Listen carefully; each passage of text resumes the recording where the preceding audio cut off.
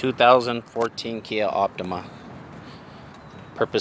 If you saw the first video, you'll see how I was able to get to the OBD 2, which is also known as a DLC, and the push start button, how to get access to both of them in the first video. Now that everything is apart, the problem with what the customer was having is they went to go program a key. This is the original key, and so this is the original key here, and this is the aftermarket key. They couldn't program the key because of two different reasons. One, the fuse was blown on the OBD2 connector. So this would be the OBD connector, of course, terminal. And the reason why I removed it is because I was looking at the pins to see if there was any gaps in there or if a pin fell out from the back. As I went further with the research, I found that the fuse was blown. Time to find where the fuse is at. Well, it's beneath the steering wheel of your vehicle on the driver's side in the fuse box. So here's your first row, your second row, and it's in the third row. From the off and on switch, it'd be 1, 2, 3. It's the third one, and it's 10 amp. I marked it with black marker on the sides of the number 10. That's why it looks like a dark burgundy red. Before I continue this video, I'd like to say thank you to an individual on YouTube. Sorry about the writing. I was writing on this piece of paper while it was on my lap, and my pen is dying. Go to YouTube. His video is DLC Quick Testing Tips. Man, thank you so much. Your video was straight to the point and it was super clear. I was able to write not a diagram. It's not a wire diagram, but it does show me where everything is located on this vehicle. So more like a schematic of some point. As you can see, my pin 1 through 8 on the top row and 9 through 16 on the bottom row. I found number 16, his battery, like you said. I hooked up power to it, and I wasn't getting any. So I'm so thankful that it wasn't the brain of the vehicle, which that would have been a bummer, or a pinched wire somewhere, a cut wire.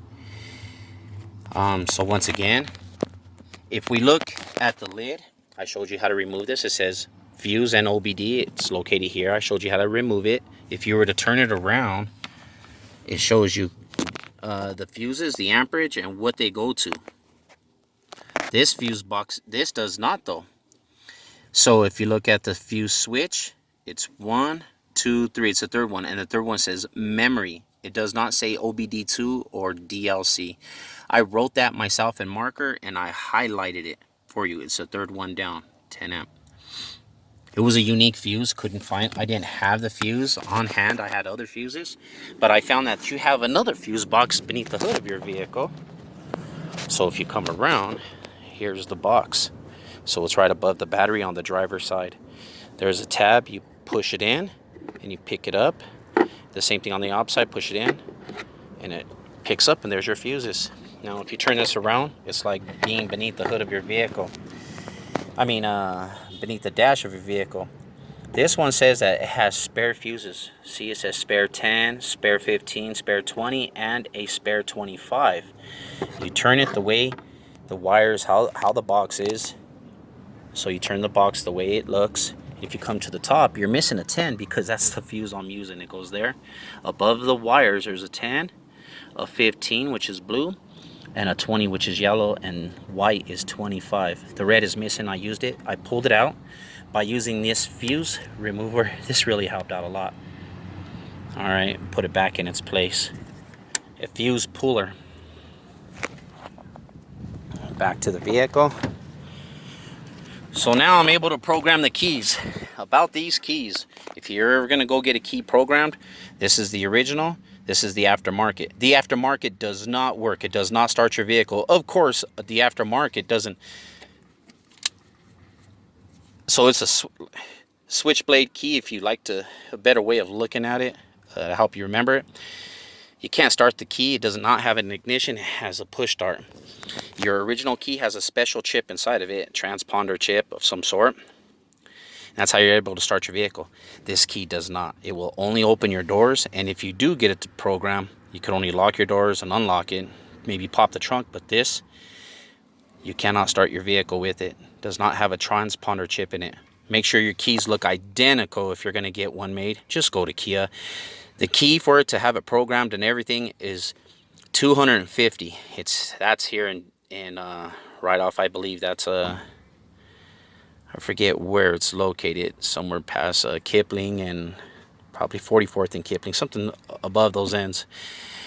It costed about, to have it all done is about $250. Let them know you're not doing well on money. Tell them, you know, hey, this is the problem I have. I need a key.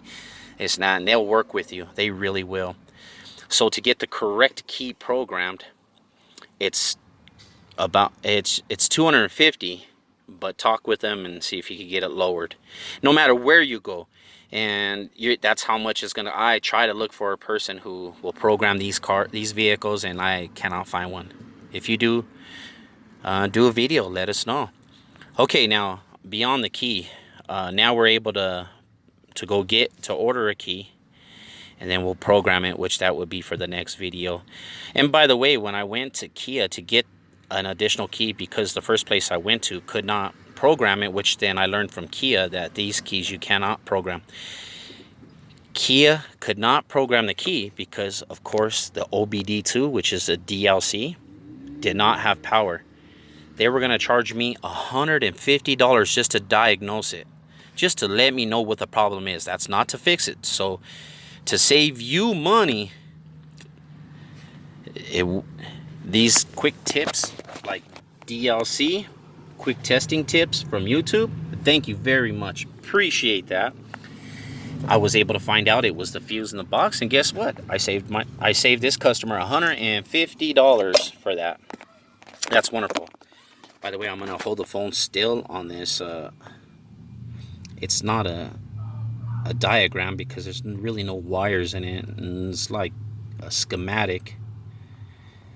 But this is just basically letting you know the designated areas of what fuse and what amperage. Be safe in all you do.